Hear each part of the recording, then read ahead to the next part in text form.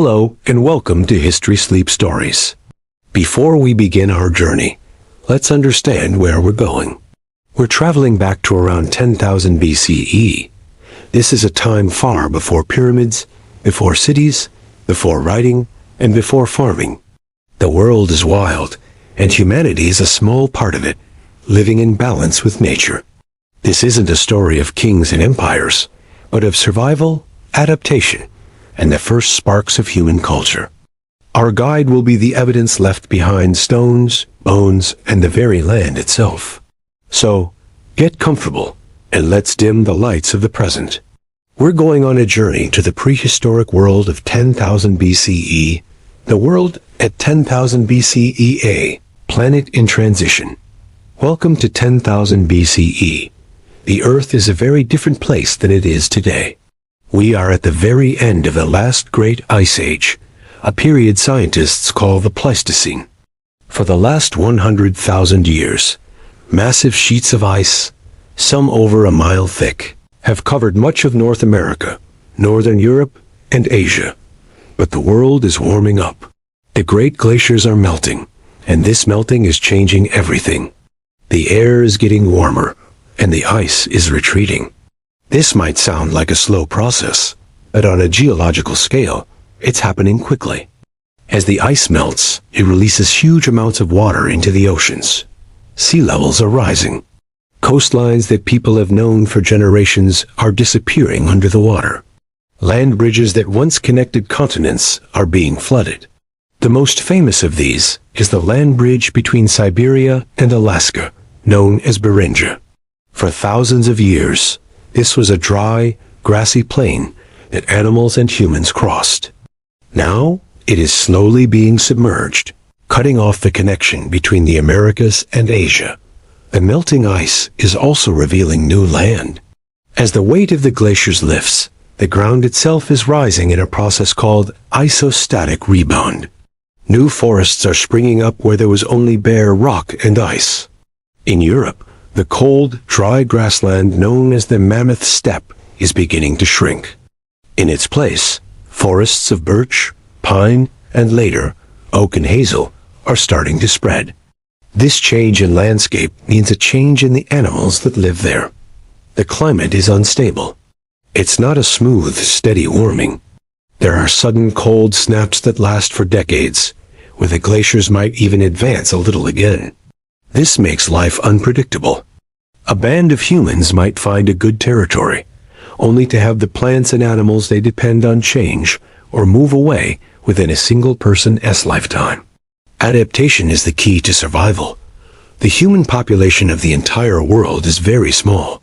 Estimates suggest there were only about 1 to 5 million people alive on the entire planet. To put that in perspective, that's less than the current population of London or New York City, spread across all 7 continents. Humans are a rare species. Most of these people live as hunter-gatherers, moving from place to place in small bands of maybe 20 to 50 relatives. Different groups of humans live in different parts of the world, and they have adapted to their local environments. In Europe and Western Asia, you would find groups of Homo sapiens, our direct ancestors, living alongside the last remaining Neanderthals, who would soon disappear.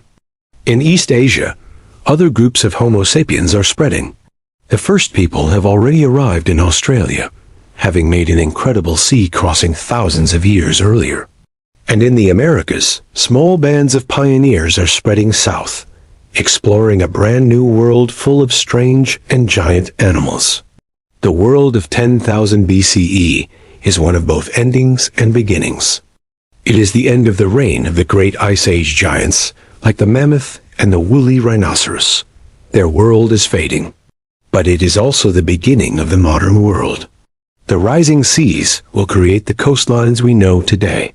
The new forests will become the homes of new cultures. And the humans living through this time of change hold within their way of life the seeds for everything that is to come. Their story is one of resilience in the face of a planet being remade. Part 2. The Human Toolbox, Technology of the Late Stone Age. If you met a person from 10,000 BCE, The first thing you would notice is their toolkit. They don't have metal, plastic, or any modern materials. Their world is made of stone, wood, bone, and antler. But don't think their tools are simple. Making an effective stone tool requires great skill, knowledge, and an understanding of the materials. The most important material is stone, but not just any rock. They look for specific types of stone that fracture in a predictable way. Flint and chert are very common.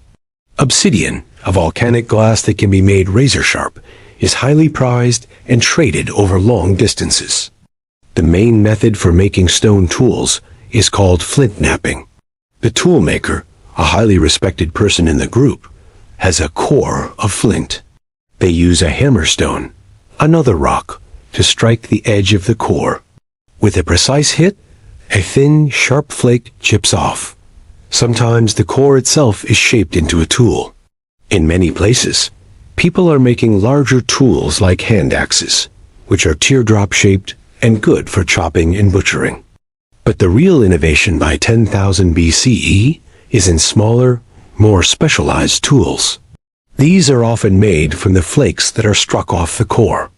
Let's look at some of the specific tools you would see. Blades. These are long, thin flakes of stone that are used as knives. They are very sharp and good for cutting meat and slicing plants. Scrapers. These are thicker flakes with a strong, rounded edge. They are not for cutting, but for scraping.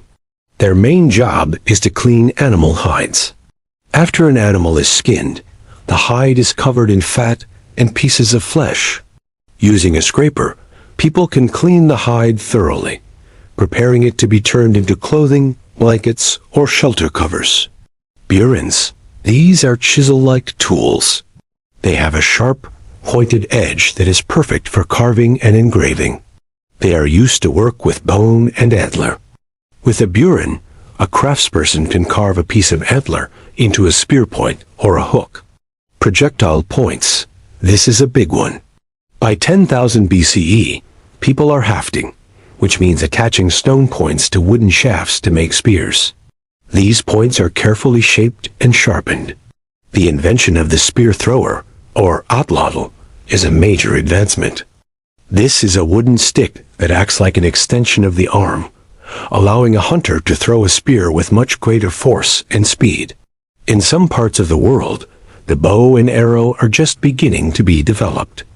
But the toolkit isn't just stone. Bone and antler are incredibly important. Bone is tough and can be sharpened into awls for punching holes in leather or needles for sewing. Using sinew, animal tendon, or plant fibers, people can sew fitted clothing. Imagine a parka made of reindeer skin, sewn with bone needles, keeping a person warm in a cold climate. That is advanced technology. Wood is also used for many tools, but it rarely survives for archaeologists to find. They made digging sticks for uprooting roots, spears for hunting, and probably simple containers and bowls. They likely used animal skins as water bags. Making these tools is a skill that is passed down from generation to generation. A child would learn by watching their parents and elders. It takes years of practice to learn how to strike the stone correctly.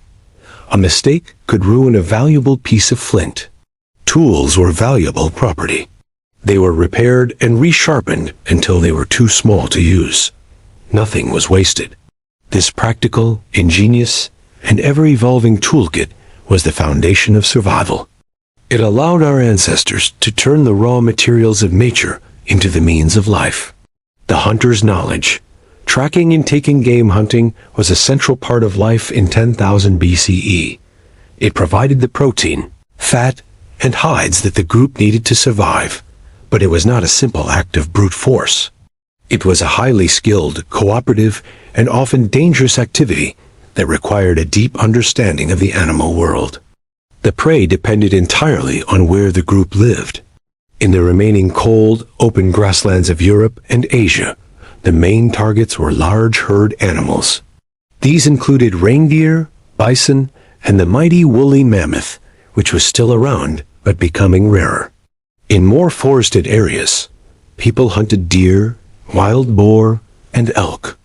In the Americas, hunters faced a world of giant, and sometimes strange, animals that are now extinct.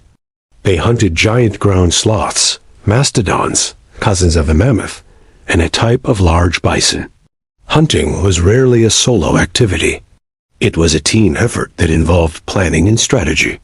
One common method was the game drive. Here, most of the band would work together. Some people, including women and children, would act as beaters. They would make noise, yell, and wave branches to frighten a herd of animals. They would steer the panicked animals towards a natural trap. This could be a swamp where they would get stuck, a narrow box canyon where they couldn't escape, or a cliff edge where they would fall. The hunters would be waiting at the kill zone to finish the job. Another method, used in warmer climates, was persistence hunting. This technique uses a unique human ability. We are amazing long-distance runners. Hunters would pick a large animal, like an antelope, and start chasing it. The animal is much faster in a sprint, but humans can run for miles without stopping. The hunters would track the animal at a steady jog, not letting it rest or drink. Over many hours in the heat, the animal would eventually collapse from exhaustion and heat stroke. This method required incredible endurance and expert tracking skills. The weapons they used were advanced for their time. The primary weapon was the spear, often thrown with an atlatl or spear thrower. The atlatl gave the spear the power and range to take down large animals. The stone point on the spear was designed to cause a deep, bleeding wound.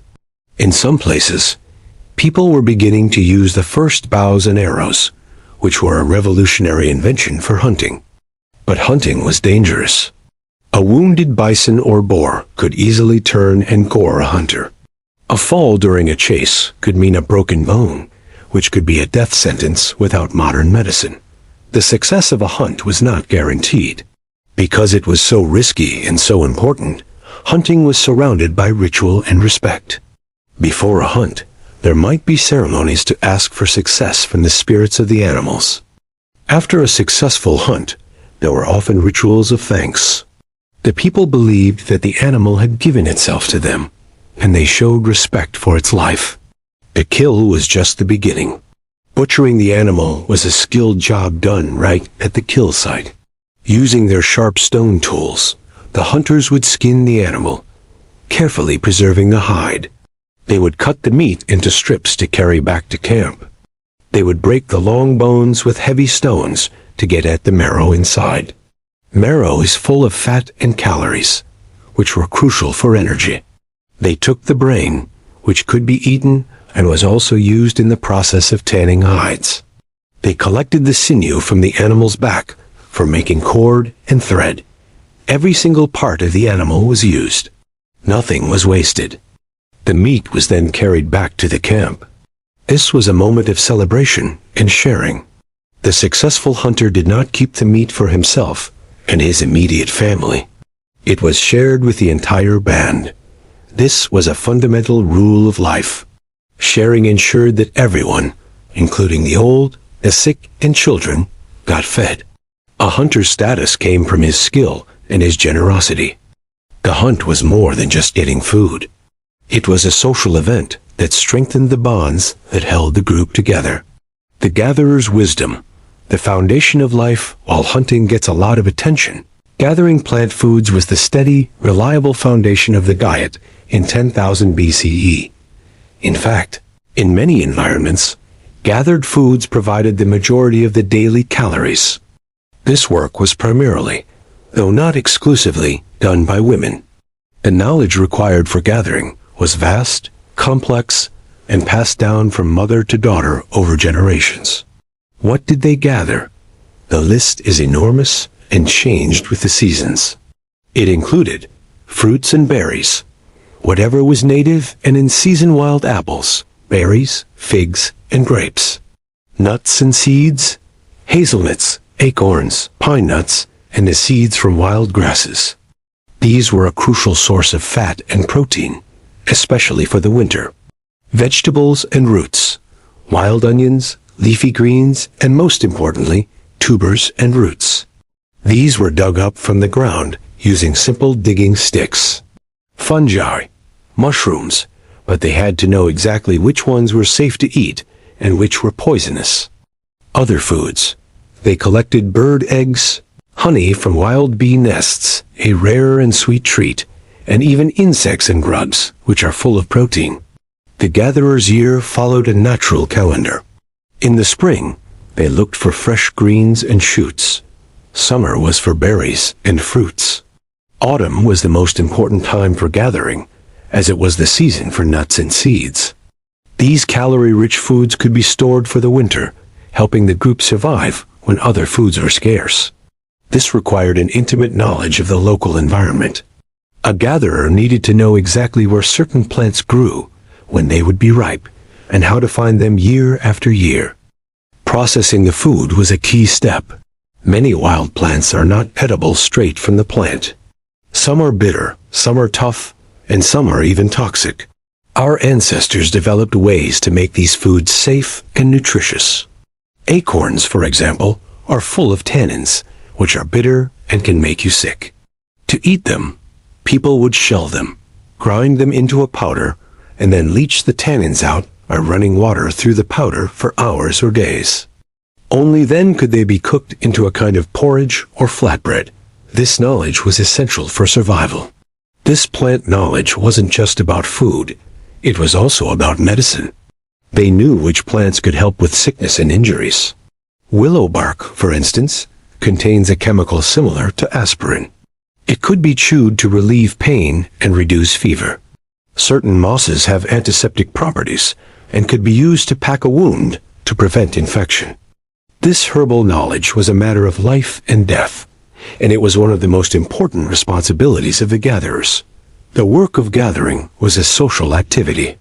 Women would often go out together, sometimes with children. The children were not just carried along, they were learning. A mother would point to a plant, name it, and explain what it was used for. She would tell a story about how her own mother used it to heal a fever. This was how knowledge was passed on. There were no books or schools. The library was in the minds of the elders and the landscape itself. The division of labor between hunting and gathering was a highly efficient partnership. Hunting was risky and unpredictable. It could bring in a huge amount of food at once, but it could also fail. Gathering provided a steady, daily supply of calories. If the hunters came back empty-handed, the band could still rely on the gathered plants to get by. This balance was the key to their resilience. The gatherer, with her deep generational knowledge of the plant world, was the walking encyclopedia of the group. She ensured that the band was fed, healed, and sustained through all the seasons of the year. The band, life in a small society survival, in 10,000 BCE, was a team effort. An individual alone had almost no chance. Therefore, the social group, known as a band, was the most important survival tool. The way people interacted, shared, and supported each other was what made human life possible. The band was small, usually made up of 20 to 50 people. These were almost all relatives' parents, children, grandparents, aunts, uncles, and cousins. Everyone knew everyone else intimately. There was no formal leader like a chief or a king. Decisions were made by talking things out until a consensus was reached. The most experienced and respected members of the band, the best hunters, the most knowledgeable gatherers, the wise elders, had the most influence. This was an egalitarian society. While some people had more respect, there were no huge differences in wealth or power. There was no wealth to hoard. You couldn't own land or store vast amounts of food. Your status came from your skills and your generosity. Sharing was the most important rule. The food brought in by a successful hunt was not the property of the hunter. It was shared with the entire band. This is called egalitarian sharing. The logic was simple. Today you are lucky and bring in a deer, so you share it with me. Tomorrow, I might be the lucky one, and I will share with you. This system was a social safety net. It ensured that everyone, including the sick, the injured, the elderly, and children, got fed. A person who was greedy and refused to share would be ostracized. Being kicked out of the group was essentially a death sentence. So social pressure and the need to belong enforced these rules of sharing and cooperation. Childcare was a communal job. While the mother was the primary caregiver, especially for infants, the entire band helped raise the children. This is called allotparenting. Older siblings, aunts, uncles, and grandparents would all help watch, feed, and teach the children. This freed up the mothers to contribute to gathering and other tasks. For the children, it meant they were surrounded by a web of caregivers and teachers from whom they could learn all the skills they would need to survive. The elders played a crucial role. In a society without writing, the elders were the living libraries. They held the memories of past events. The great blizzard that happened 40 years ago, the location of a hidden spring, the stories and traditions that defined the group's identity. Their knowledge of complex plant lore, weather patterns, and animal behavior was invaluable. An elder was a storehouse of survival information, and caring for them was an investment in the band's collective memory and future. Social life revolved around the campfire. Evenings were for bonding. This was when people would work on tools, repair clothing, and cook food. But it was also a time for storytelling, singing, and talking. Stories were not just for entertainment. They were the vehicle for history, morality, and knowledge. A story about a hunter who was brave and shared his food taught children the values of courage and generosity. A story about a person who ate a poisonous plant served as a safety lesson. Music was also important. The oldest known flutes, made from bird bone, are from this era. Rhythmic chanting, clapping, and dancing would have strengthened group identity and cohesion. Conflict did happen, of course. In such close quarters, disagreements were inevitable. But in a small group, where everyone depended on everyone else, conflicts had to be resolved quickly. Mediation by respected elders, gossip, and social pressure were the main tools for keeping the peace. Serious violent conflict within the band was probably rare because it would threaten the survival of everyone. The social glue, the bonds of family, the rules of sharing, the respect for knowledge, and the rituals of community held the band together. It turned a collection of individuals into a single, resilient unit capable of facing the challenges of a wild world. Shelter from the storm, finding a place to live in a nomadic life. Home is not a permanent address. It is a temporary place of safety and rest. The people of 10,000 BCE were masters at creating shelters using the materials they found around them. Their homes were practical, easy to build, and easy to leave behind when it was time to move on. The location of a camp was chosen with care. The most important thing was a source of fresh water, a river, a stream, or a spring. They also needed to be near food resources, like a good gathering area or a place where animals came to drink. Protection from the wind and weather was also a factor. A good campsite was a valuable piece of knowledge, and bands often returned to the same favorite spots year after year, following a seasonal migration route. The type of shelter they built depended on the environment and how long they planned to stay. The simplest shelter was a windbreak. This was just a semicircle of branches, stuck into the ground, sometimes covered with hides or bark. It provided basic protection from the wind and could be built in an hour. A more substantial shelter was the lean-to.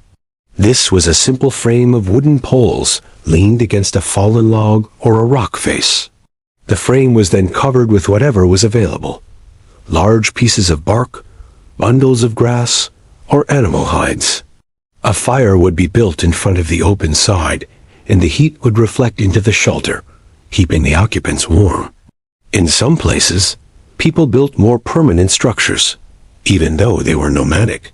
In the icy plains of Eastern Europe and Siberia, where wood was scarce, hunters built impressive huts from the bones of mammoths. They would take the huge skulls, jaws, and long bones and arrange them in a circle or a dome. Then, They would cover this framework with animal hides, creating a sturdy, dome-shaped house that could withstand the harsh winds. These were semi-permanent homes that a band might use for a whole season. The most sought-after shelters were natural ones. Caves and rock overhangs were highly prized. They provided ready-made protection from the elements. They were strong and durable. Archaeologists find deep layers of occupation in caves, with hearths, tool debris, and art on the walls, showing that bands returned to the same good caves again and again, sometimes for thousands of years. A good cave was a treasure. Inside any of these shelters, life was simple. The floor might be covered with soft grasses, ferns, or furs for comfort and insulation. There was no furniture. People sat and slept on the ground or on piles of grass. The center of home life was the hearth, the fireplace. This was the source of heat, light, and a place to cook. The smoke from the fire would drift up and out through a hole in the roof or the entrance. The space was shared by everyone. Personal privacy, as we know it, did not exist. People lived, worked, and slept in very close quarters. When it was time to move, they could pack up their belongings quickly. Their possessions were few and practical: stone tools, hides, a drilled animal tooth or shell for jewelry, and maybe a carved figurine. Everything had to be carried, so there was no room for extra things. They would take down the hides from their shelter frame, pack them up, and leave the wooden frame behind. Then, the band would move on to the next camp, leaving little trace of their stay, ready to build a new home in a new place. Their ability to create a safe, warm shelter anywhere was a key part of their success as a species. The power of fire, heat, light, and safety. The control of fire was one of the most important technologies in human history. By 10,000 BCE, our ancestors were not just using fire. They were masters of it. Fire was a tool, a weapon, and a center of social life. It was absolutely essential for survival, especially in the cooler parts of the world. Starting a fire from scratch was difficult. The main methods involved friction. One common way was the hand drill. A person would take a hard, straight stick and spin it rapidly between their palms, with the tip pressed into a softer piece of wood. The friction would create heat and, eventually, a tiny ember. This ember would be carefully transferred to a bundle of dry tinder-like grass, moss, or bark, and gently blown on until it burst into flame. It required a lot of skill and patience. Because it was so hard to start, people went to great lengths to keep a fire alive. When a band moved camp, they would often carry fire with them. They might take a slow-burning piece of fungus or a wooden ember and carry it in a container lined with wet leaves or clay to keep it smoldering. A constantly burning hearth was a precious thing. So, what did they use fire for? Its uses were many. 1. Heat. This is the most obvious use. A fire could mean the difference between life and death on a cold night. It allowed humans to survive in climates that would otherwise be too cold for them. 2. Light. Fire extended the day. After the sun went down, the band could gather around the fire. This was when they could work on tools, sew clothing, tell stories, and socialize. It also provided protection, keeping dangerous predators like wolves and big cats away from the camp. 3. Cooking. This was a game changer. Cooking meat made it easier to chew and digest, and it killed harmful bacteria and parasites. Cooking starchy plants, like tubers and roots, made their nutrients much easier for the body to absorb. Some scientists believe that cooking was a key factor in human evolution, as it provided more energy to fuel our large brains. 4. Tool making. Fire was a tool in itself. They used it to harden the tips of wooden spears, making them sharper and stronger. They also used heat treatment on stone. By carefully heating certain types of stone, flint knappers could make the material easier to shape into finer, more complex tools. 5. Land management. there is evidence that people used fire to deliberately shape their environment. A controlled burn could clear out underbrush in a forest. This encouraged the growth of fresh new plants, which would attract grazing animals like deer, making them easier to hunt. The hearth was the heart of the camp. It was more than just a source of heat. It was a social center. People gathered around it to eat, talk, and bond. The stories told around the fire passed down history, knowledge, and culture from one generation to the next. The flickering light created a circle of safety and community in the vast, dark wilderness. The power to create and control fire was a power that set humans apart. It allowed them to reshape their world, to push into new environments, and to create a space for culture and community to flourish. It was, without a doubt, one of the greatest discoveries of all time. Clothing and adornment, staying warm, and expressing identity. In the world of 10,000 BCE, clothing was not about fashion. It was about survival. Without the right clothing, humans could not have survived in the cooler climates of Europe, Asia, and the Americas. But clothing was also one of the first ways people expressed their identity and creativity. The primary material for clothing was animal hide. After a successful hunt, the skin was carefully removed from the animal. Then came the long process of tanning to turn the raw, decomposing skin into soft, flexible, and durable leather. First, the hide was scraped clean of all fat and flesh using stone scrapers. Then, it might be treated with animal brains or a mixture of fat and smoke. This process prevented the hide from rotting and made it soft. It was a skilled job, often done by women. Once the hide was prepared, it was time to sew. Using sharp bone or ivory awls, people would punch holes in the leather. Then, with bone needles and thread made from animal sinew or strong plant fibers, they would sew the pieces together. They could create well-fitted clothing, trousers, shirts, parkas, and boots. In cold regions, they would sew the hides with the fur on the inside for extra warmth. They might even make garments, creating pockets of insulating air. This kind of tailored clothing was a brilliant technological adaptation that allowed humans to live in the Arctic. But clothing was more than just practical. People also adorned themselves.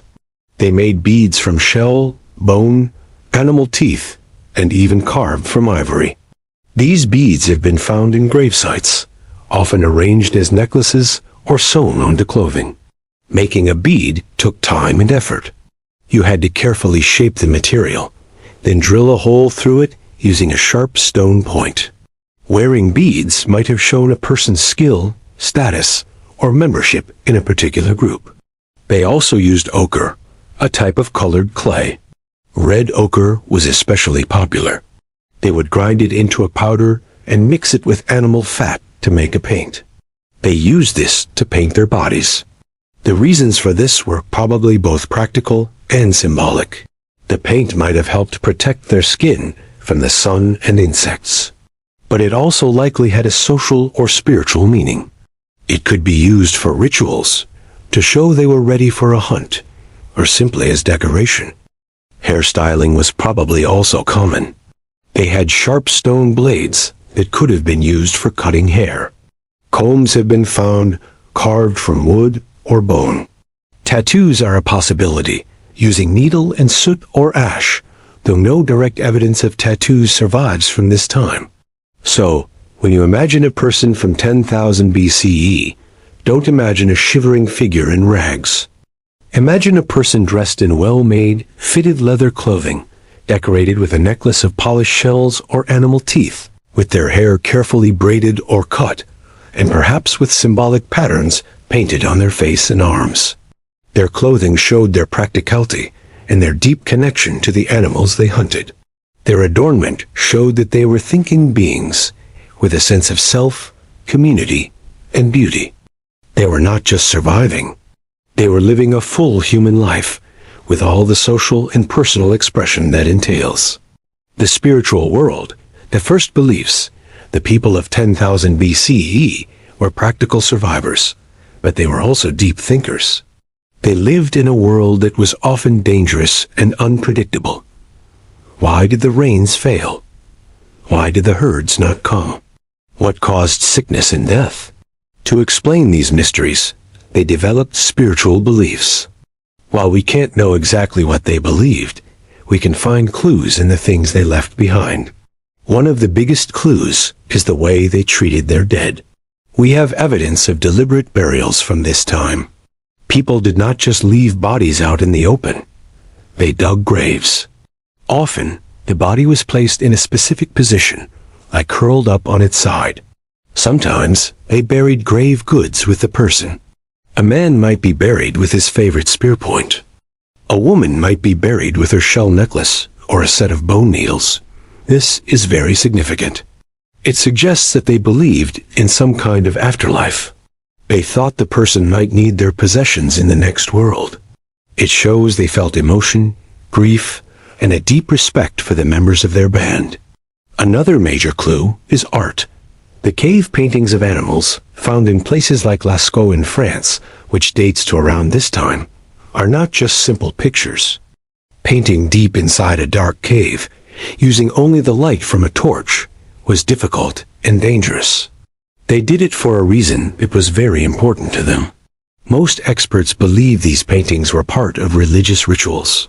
They might have been a way to communicate with the spirit of the animals they hunted. By painting a bison with spears in its side, they may have believed they could make a real hunt successful. This is called sympathetic magic. The cave might have been seen as a sacred portal to the spirit world. They also created small, portable art. The most famous are the Venus figurines. These are small statues of women, carved from stone, bone, or ivory. They have been found across Europe. These figurines often exaggerate female features, very large breasts, belly, and hips, while the faces and feet are often not detailed. Most archaeologists think these were symbols of fertility.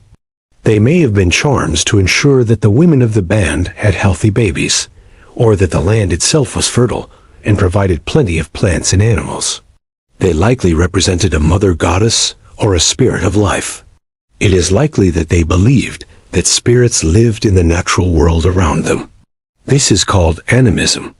They might have believed that a spirit lived in a large, unusual tree, or in a particular mountain, or in the river. A successful hunt was not just luck. It was because the animal's spirit had allowed itself to be taken. Because of this, they showed great respect for the animals they killed, using every part of it and giving thanks. There were probably no separate priests or shamans yet.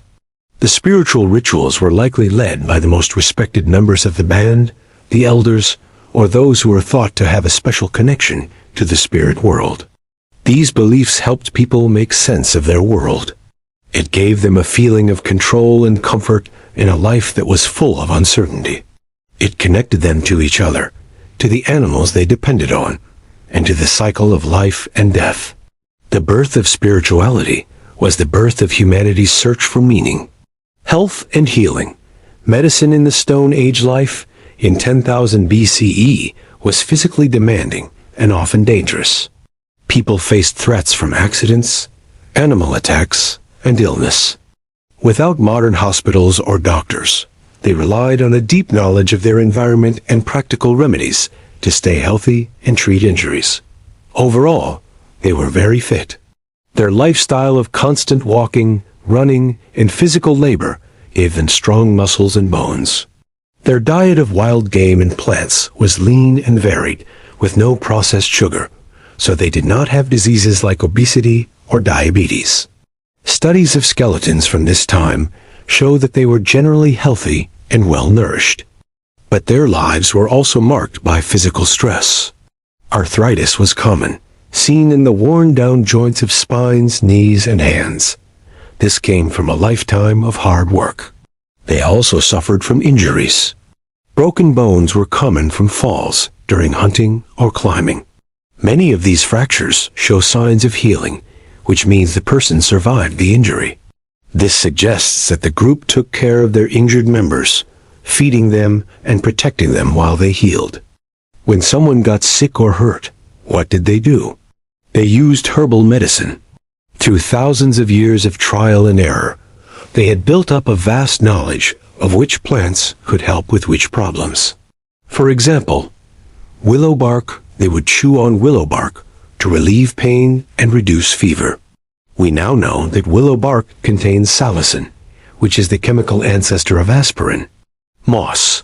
Certain types of moss have antiseptic properties.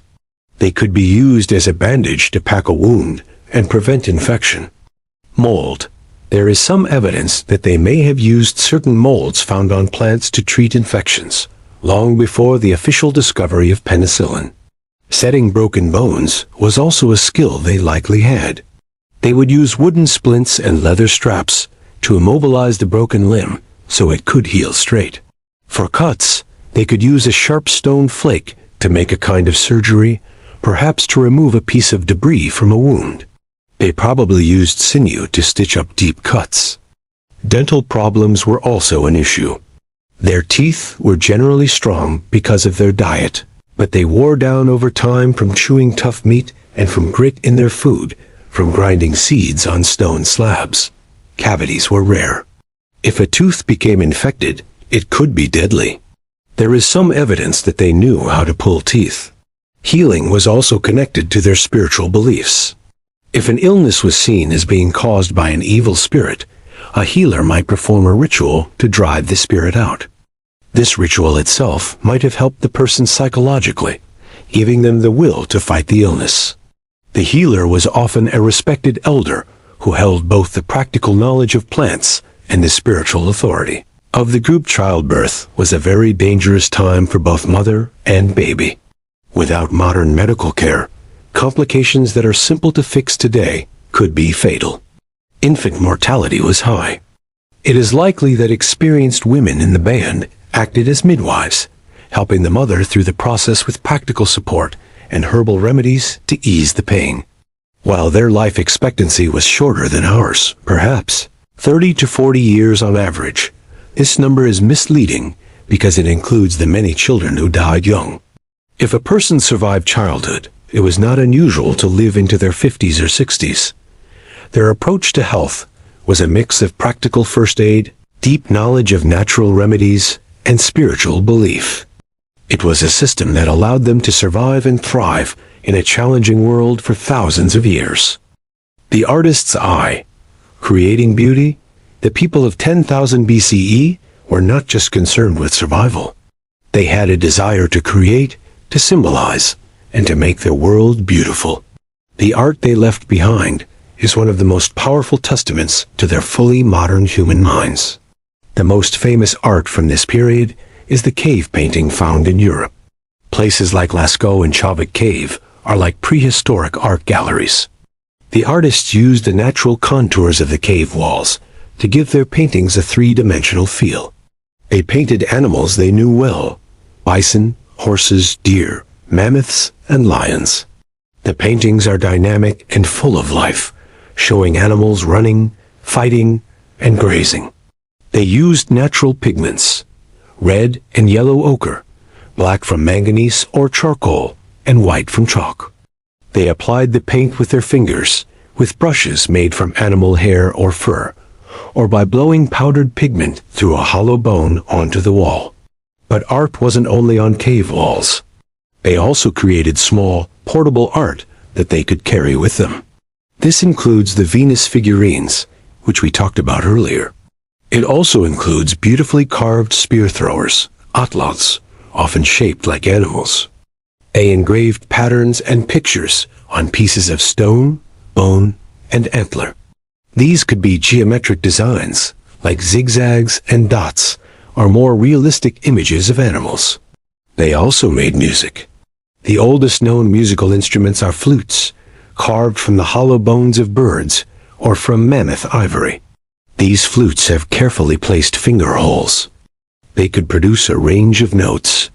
People also probably made rhythm by clapping, stomping, and drumming on logs or hides stretched tight.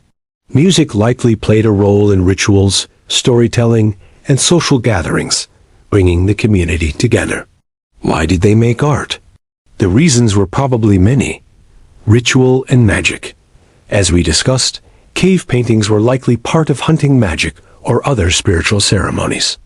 Storytelling. A carved or painted scene could tell a story about a famous hunt, a myth, or the history of the band. Teaching. Art could be used to teach children about the different animals, which ones were dangerous, and which ones were good to hunt. Decoration.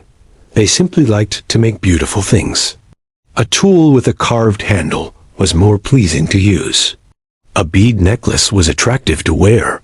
They had a sense of aesthetics, a concept of beauty. Creating art required advanced thinking.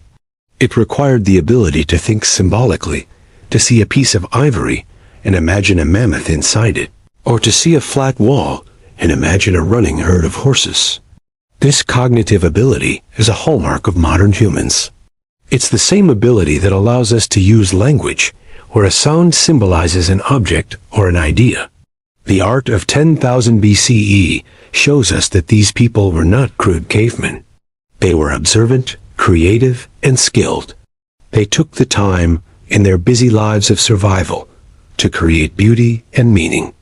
They wanted to record their world and their experiences. Through their art, they speak to us across 12,000 years, telling us that they were here, that they saw the beauty in the animals they lived with, and that they were, in every way that matters, just like us. A global human life in different parts of the world. By 10,000 BCE, Homo sapiens had spread to almost every continent, but life was not the same everywhere. Different groups had adapted in different ways to the unique challenges and opportunities of their environments. Let's take a quick tour of the prehistoric world. Europe. This was a continent in transition. In the north, the great ice sheets were still retreating. In the south, the climate was warmer. People lived in a mosaic of environments: open grasslands, dense forests, and coastlines. They hunted reindeer, horse, and bison on the plains, and deer and boar in the forests. They were skilled users of the spear thrower and were creating spectacular cave art. They were also the makers of the Venus figurines. Asia. This huge continent had many different cultures. In the Middle East, the Levant, in a region known as the Fertile Crescent, something revolutionary was beginning to happen. People known as the Natufians were starting to live in more permanent settlements, even though they were still hunter-gatherers. They built stone houses and were intensively gathering wild wheat and barley. They were on the verge of inventing farming.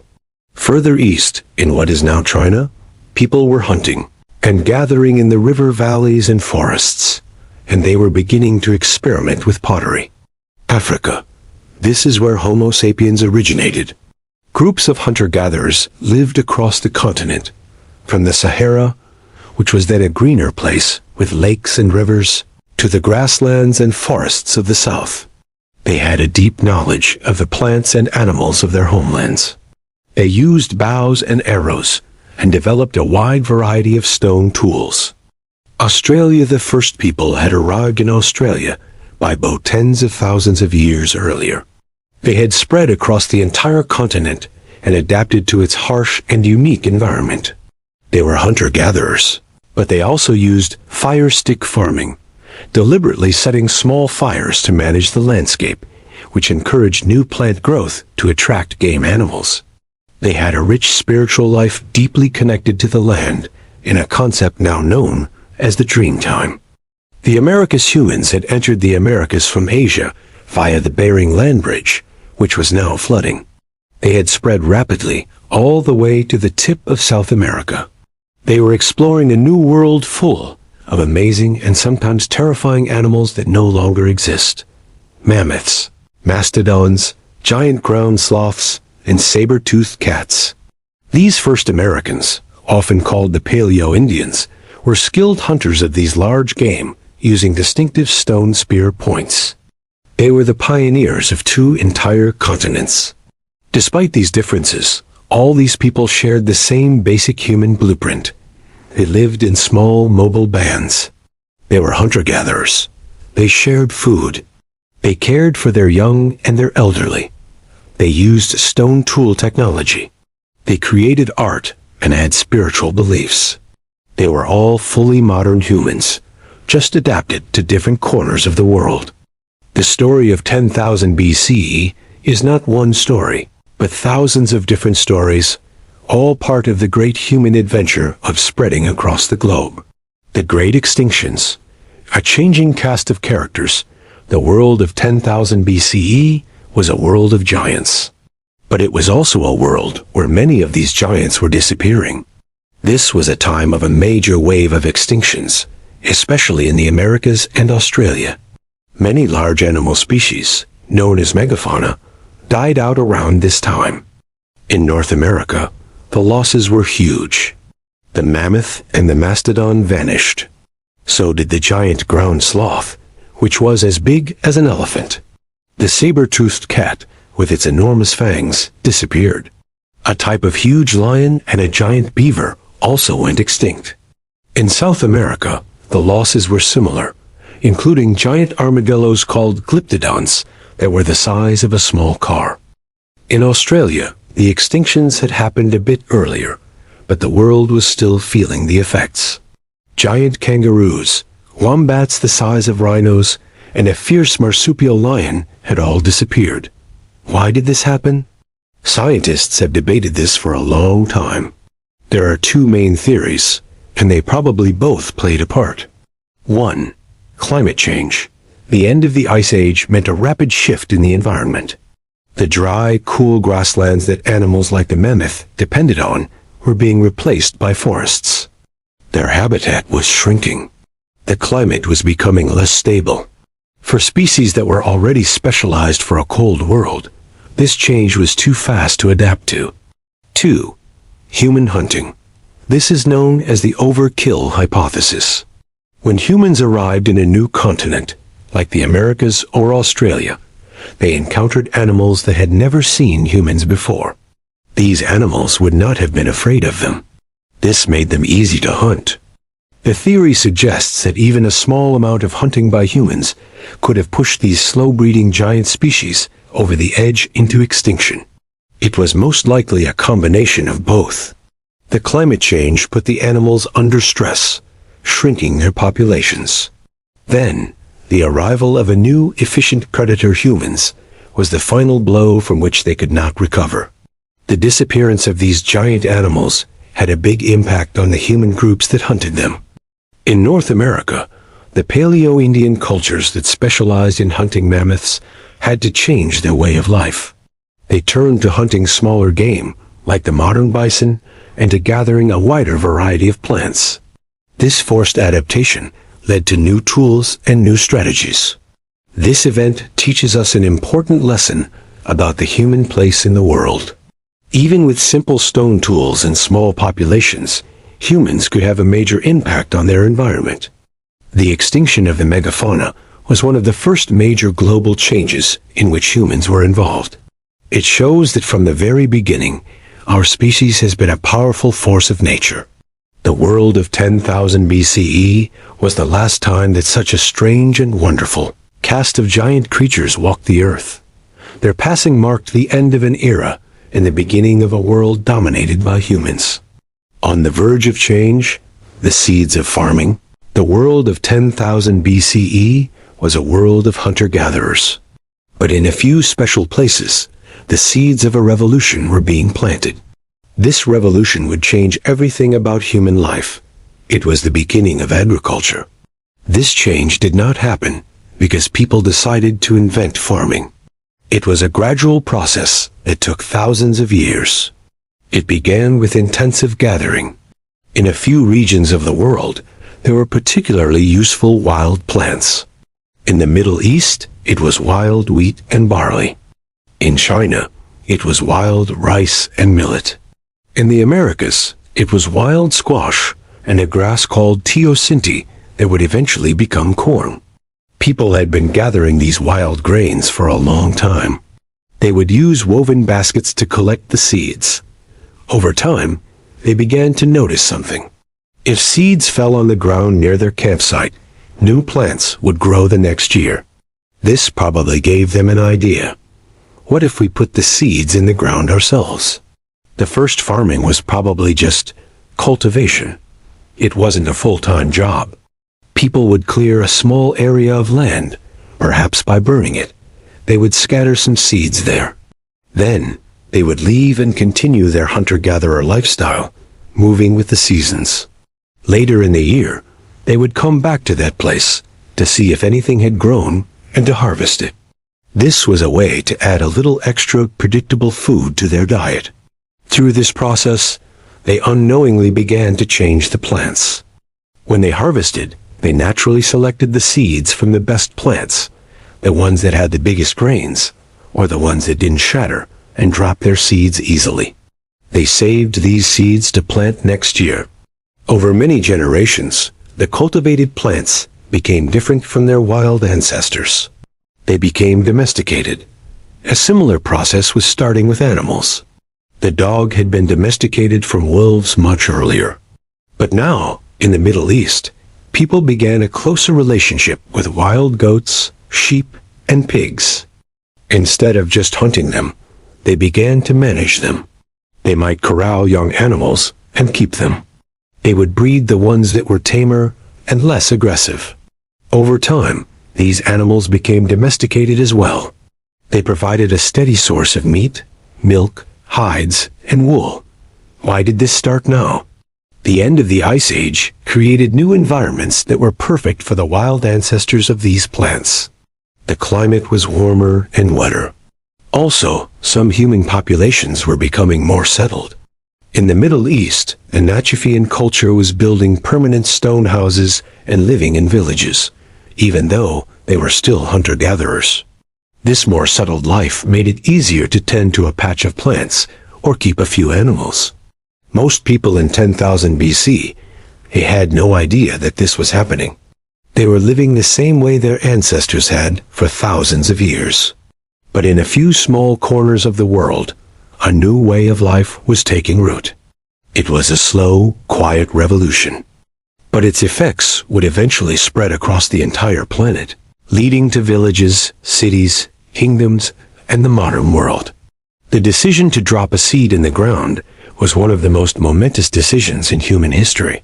The legacy of 10,000 BCE, the world they made, the world of 10,000 BCE seems incredibly distant and foreign to us.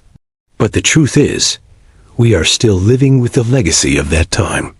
The choices, adaptations, and discoveries of those ancient people shaped the world we live in today. First, they gave us our map. The coastlines we know were largely created by the rising sea levels that happened at the end of the Ice Age. The islands, the straits, the bays, all of these were formed as the glaciers melted. The continents were separated, setting the stage for the development of different cultures in isolation for thousands of years. Second, they populated the planet. Every continent except Antarctica was settled by humans by this time. The great human migration was complete. The descendants of those small bands of pioneers would go on to become the Native Americans, the Australians, the Europeans, the Asians, and the Africans. The entire genetic diversity of modern humanity was already in place, spread across the globe. Third, they perfected the hunter-gatherer way of life. For millions of years, our human ancestors had lived as hunter-gatherers. By 10,000 BCE, this lifestyle had reached its peak. It was a sustainable way of living that was in balance with nature. They had a deep understanding of the natural world that we have largely lost today. This knowledge is a precious part of our human heritage. Fourth, they began the process of domestication.